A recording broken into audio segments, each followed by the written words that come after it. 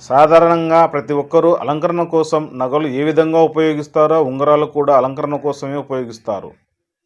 కొంతమంది వివిధ రకాల డిజైన్లతో ఉన్న ఉంగరాలను ధరిస్తే మరికొంతమంది జాతకం ప్రకారం వివిధ రకాల రంగురాళ్ళు ఉన్న ఉంగరాలను ధరిస్తారు.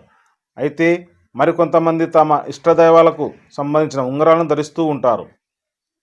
అయితే దేవుడి ప్రతిమతో ఉన్న ఉంగరాలను ధరించినప్పుడు కొన్ని నియమాలను తప్పనిసరిగా పాటించాలి.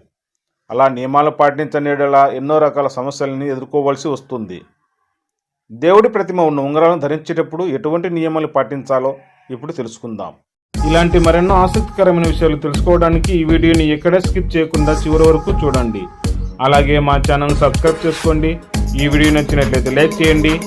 ఇలాంటి వీడియోలను మీ ఫ్రెండ్స్ అండ్ ఫ్యామిలీకి షేర్ చేయడం ద్వారా వాళ్ళకు మనం కొంత మేలు చేసిన వాళ్ళం అవుతామని మన నమ్మకం. సాధారణంగా దేవుడి ప్రతిమ ఉన్న ఉంగరాలను ధరించేటప్పుడు దేవుడి తల ఎటువైపు ఉండాలి, కాళ్ళు ఎటువైపు ఉండేలా ఉంగరం ధరించాలని చాలామందికి సందేహం కలుగుతుంది. అలాంటి సమయంలో దేవుడి కాళ్ళు మణికట్టు వైపు, దేవుడి తల వేళ్ళ గోర్ల వైపు ఉండేలా ఉంగరం ధరించాలి. ఇలా ధరించడానికి ఒక కారణం ఉంది.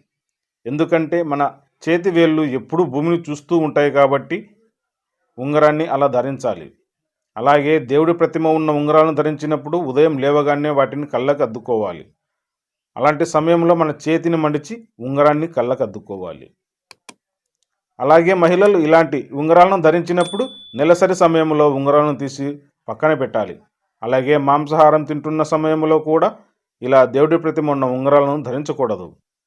దేవుడి ప్రతిమ ఉన్న ఉంగరాలను ధరించడమే కాకుండా మెడలో కూడా దేవుడి ప్రతిమ ఉన్న లాకెట్లను కూడా ధరిస్తూ ఉంటారు. ఇలాంటి వారు కూడా మాంసము, మద్యపానం సేవించకూడదు. ఇలాంటి మరొక మంచి వీడియోతో మళ్ళీ కలుద్దాం.